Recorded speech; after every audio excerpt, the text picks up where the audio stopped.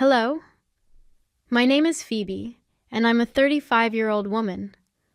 Today I want to tell you about one of the worst moments of my life that ended up bringing about a positive change in my life, but through the most painful way. First, let me tell you a little about my family. I grew up with no siblings and only my two parents. My family was pretty wealthy, and my parents made it a point to make sure that I enjoyed every part of life growing up. The biggest contributor to that was my dad. My dad and I were very close. We were partners in crime, as my mom used to call us, whenever we played harmless pranks on her. So it was devastating when we found out that Dad had been diagnosed with cancer. Thankfully, they had detected it pretty early on. We started the treatments right away. My dad went into remission, and we thought that life would go back to normal after that.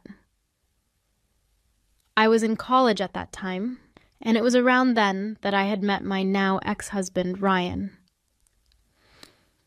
We started dating after one of our mutual friends introduced us to each other. Ryan was genuinely a kind and caring guy. He made me laugh and was in general very empathetic. He was the perfect guy for me. If there was one flaw in our relationship, it was Ryan's mother, Amanda. Amanda figured I was rich because, well, she did one Google search and found my information, and for some reason she decided that I was snobby. She actively made jokes at my expense. I didn't mind it, because I knew that these jokes were only coming from a very bitter side of her. But I drew the line with her when she made fun of my dad getting cancer. Ryan and I chose to go low contact with her after that.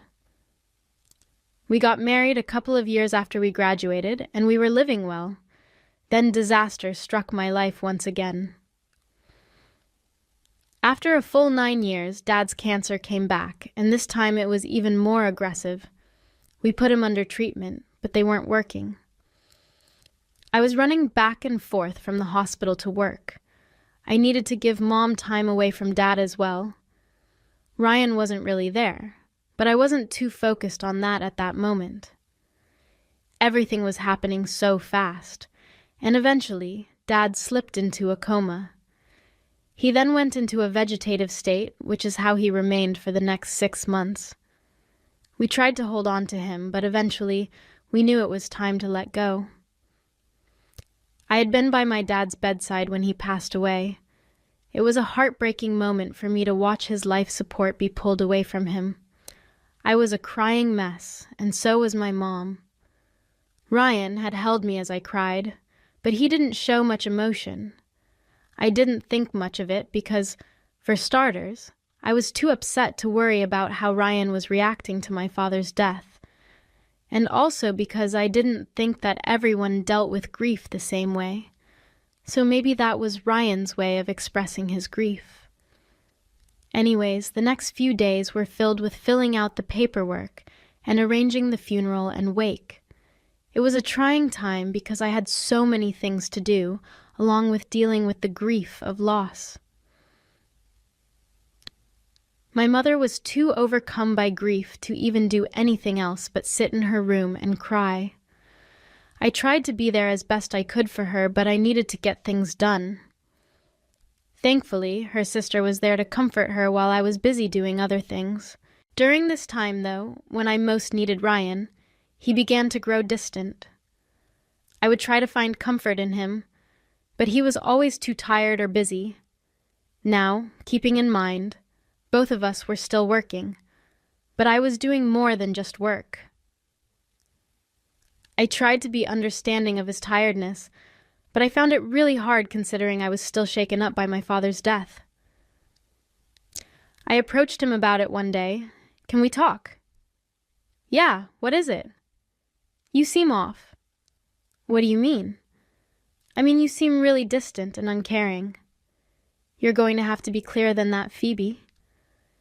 "Well, I've been struggling for a while now with Dad's death and all, but every time I try to talk to you about it, you just shut off. I don't know how you expect me to react to that. Just tell me if I've done something to you." You were more considerate when my dog died. You were kind and caring. But when it comes to my father, your dad dying is very different from your dog dying. I don't know how to help you out about it. I don't expect you to comfort me with words or anything. Maybe just hold me or just listen to me. That itself would be more than enough. I don't think that will help you out. You need more than that, you know. What? I'm feeling really tired. Can we not do this right now? He did it again. I mean, I did not know why I expected anything else from him. I felt so hurt and upset at what he was doing, but I couldn't seem to wrap my head around why he was doing it. I decided to just leave him, because I had much more important things weighing on my mind. Ryan chose to not attend the funeral, and while I was upset, I was also angry. I didn't have time to feel it, though, because I was busy interacting with other family members and friends. My mother did ask where Ryan was, but I told her to leave it alone. I stayed with my mom for another few days after the funeral was done. I needed to be with someone who could understand and comfort me. Plus, I got to be that person for my mother, too. We spent our time watching all of Dad's favorite movies and eating his favorite foods. Ryan would call me once a day, and I would give him one-word replies. I hoped that he would understand just how mad I was at him. Even if he did understand it, he never acted any differently.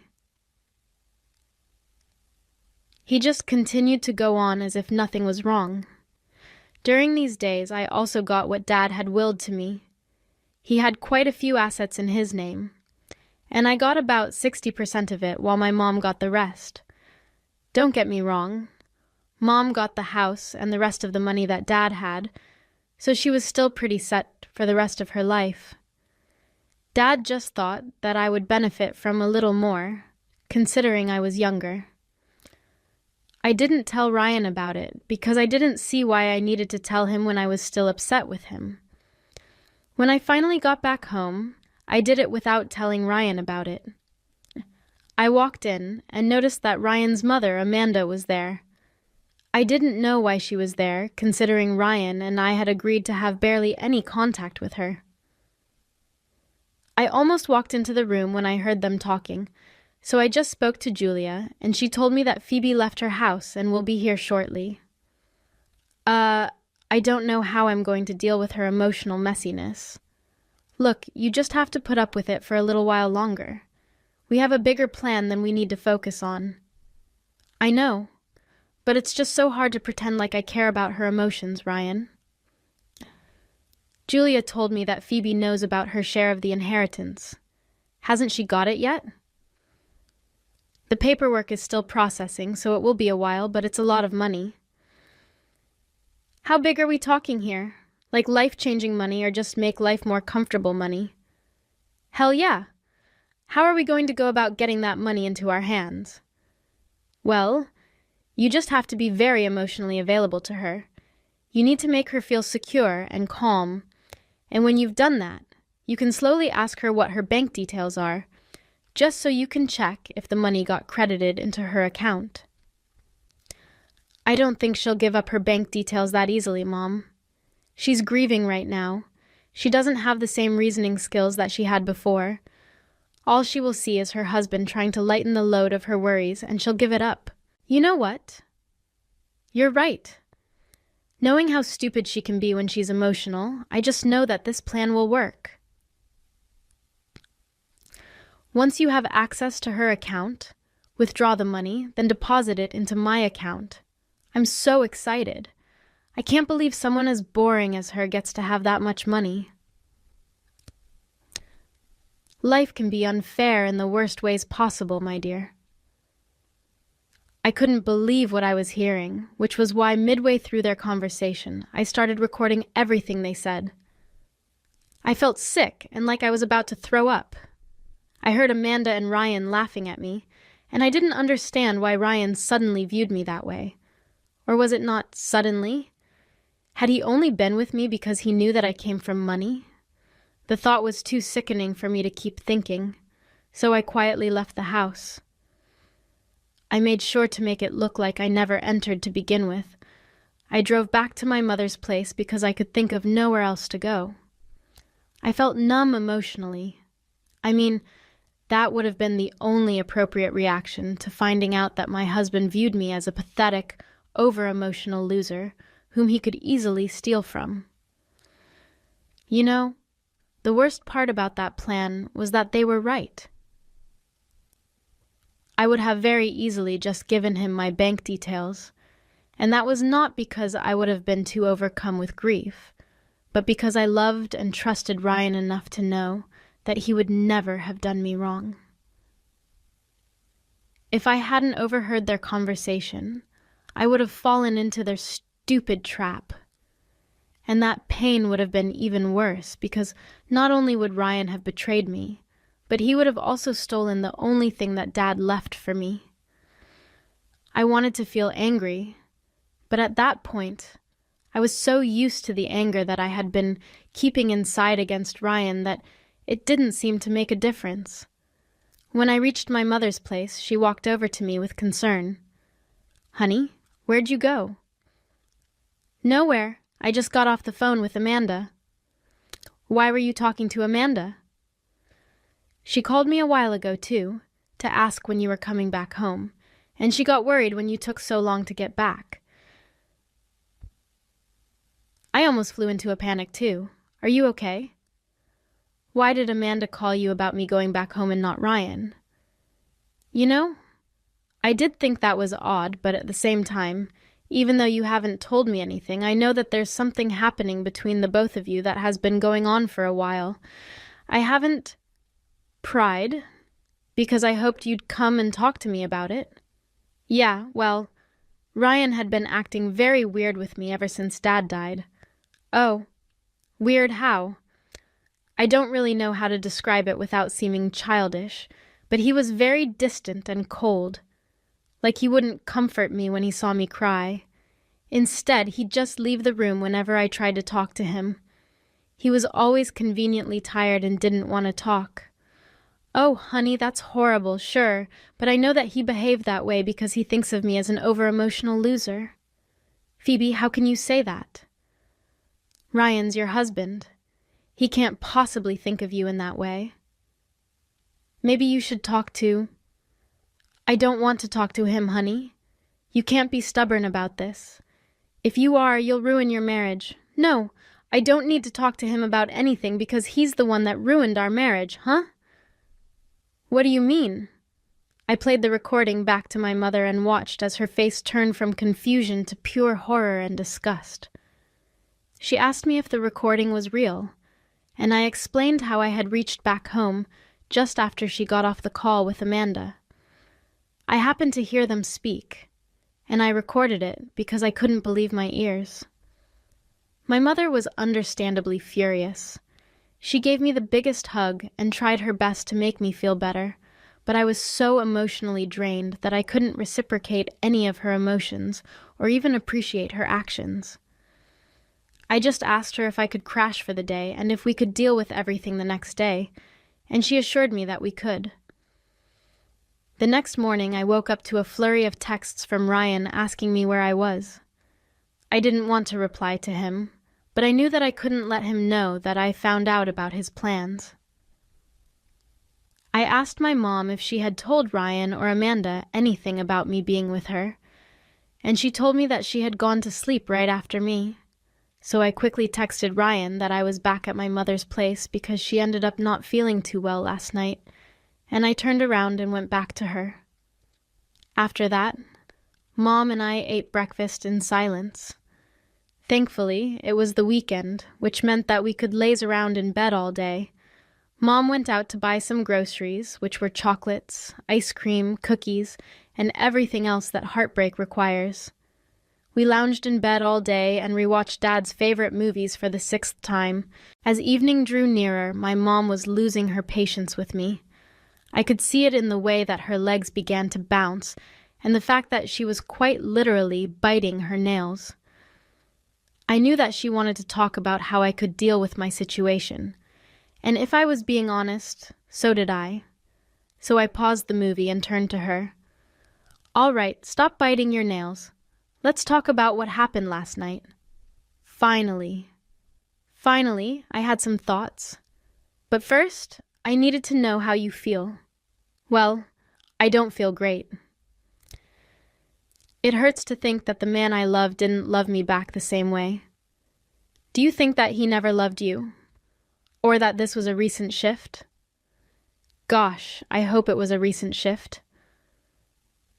I can't imagine him having stayed for years just because he wanted my money. We went through way too much for that. And who do you think is to blame for this sudden shift? Then, obviously, his mother. I don't know why, but that woman has a thing against me from the start. We were supposed to have no contact with her, but then, well, what do you think is the best course of action to take here? If I'm being completely honest, I really don't know. A part of me wants to confront him, but another part wants to just not. Okay. Well, what if you don't confront him, but instead play along with his and Amanda's little scheme? You mean like trick them into believing that their plan is working? Yes, and what you could do is also record everything they say and do. I say you should bug the entire house with cameras and microphones. Nothing either of them do or say can get away from you. But what do I do with all that? Oh, honey, you leave him. You deserve someone who's at least 1,000,000 times better than him. You're right, I'll do that. With that, we decided to put our plan into motion. The first thing we did the next morning was go to our local Home Depot and buy the hidden cameras. These cameras come equipped with the audio feature, so I didn't have to worry about anything else. We went over to our place when Ryan was at work so we could set everything up. We left things as they were and found a divorce lawyer to file my divorce and represent me. I got back home again only after Ryan got back from work. He seemed surprised to see me, but I just told him that my mother was feeling all better, so I came back home. Tomorrow, Ryan had a sudden change in character. Suddenly, he was patiently waiting to hear me talk about my feelings. I only felt anger towards him for doing that. I knew that the change was only because he wanted to steal from me. However, I kept my cool and played my part. Although instead of pouring my heart out to him, I made sure to tell him that I was just too tired and drained to think of anything. This went on for a week, and Ryan was very affectionate and caring. He made me all my favorite foods every day and even took on all the chores.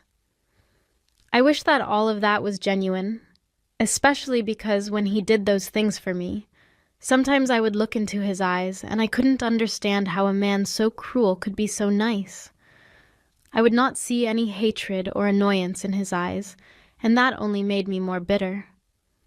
Finally, he asked me for my bank details one night. "Hey, darling, how are you feeling?" "I really don't want to talk about it." "You know it's not healthy that you keep pushing talking about how you feel away." "I'm here for you. You know that, right?" "Yeah, of course I know that." "Maybe I should get into therapy, though. I don't think you'd be able to help me out with the immense amount of grief I'm dealing with." "I fully support that."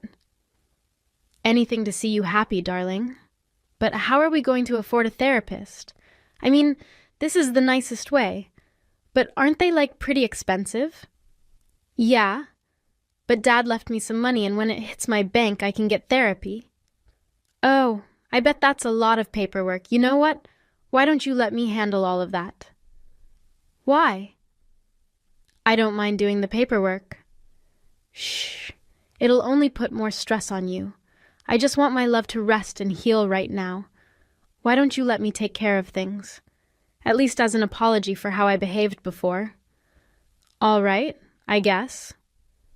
I gave him my bank information, except I gave him the wrong PIN.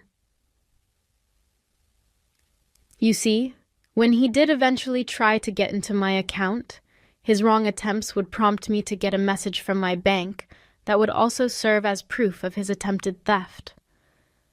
After that, it was only a matter of waiting. It took Ryan another 4 days before he attempted to withdraw the money that had been deposited in my account. He also decided to log into my bank through the bank app on his phone. It did not work. Next, he tried to withdraw money from the ATM. He must have tried it multiple times at work because my bank called me to inform me of the multiple attempts to withdraw money using the wrong PINs. Another thing was that Amanda, she came over to our place whenever I was at work, and Ryan was there. The two of them would talk about how their plan was taking time and how Ryan was unable to log into the town. With everything in my hands, I acted like I was going to work one day and made my way back home once Ryan was gone. I packed up all my things and only left him the divorce papers. I also left him a note stating that if he wanted to contact me, he should do it through my lawyer. I handed over the evidence to my lawyer and let her deal with everything thereafter. Ryan, of course, tried to contact me many times, but I just blocked him. Amanda also texted me a bunch, saying things like I was ruining their lives and that I owed Ryan an apology for wasting all his time. Knowing the both of them and their greed, they contested the divorce. The both of them looked proud when I saw them in the courtroom, but that didn't last too long. After the hearing started, my lawyer presented the court with the evidence of Ryan and Amanda plotting to steal my inheritance just days after my father died. To say they looked shocked would be an understatement. Both of them looked like they had seen ghosts, while their lawyer looked angry beyond belief. The hearings lasted pretty long because Ryan tried to claim that I was financially abusing him for years because even though I come from money, I never contributed it to the household, which resulted in him having to work like a dog to survive. However, my father had made it explicitly clear to me that when I moved out of the house, whatever age it be, I was not going to get a cent from him unless I absolutely needed it. The best part was that my dad had it in writing, so I could also provide the court with that in writing. Needless to say, that made an even worse impression on Ryan. Finally, the judge ruled that because of Ryan's attempted theft, instead of paying a fine, I was to get 85% of all our joint assets. Amanda and Ryan were furious, but this time it was my turn to look smug. I walked out of that courtroom with so much pride and confidence, and I have never gotten down from that high. Ryan and Amanda called and texted me a bunch to tell me that I was insensitive and manipulative, that I ruined their lives. Ryan would sometimes throw in an apology and beg me to come back to him, but I won't ever do that. My mom and I are living pretty happily right now. Dad's death is still painful to remember, but at least it brought about a positive change in my life. Thank you for listening.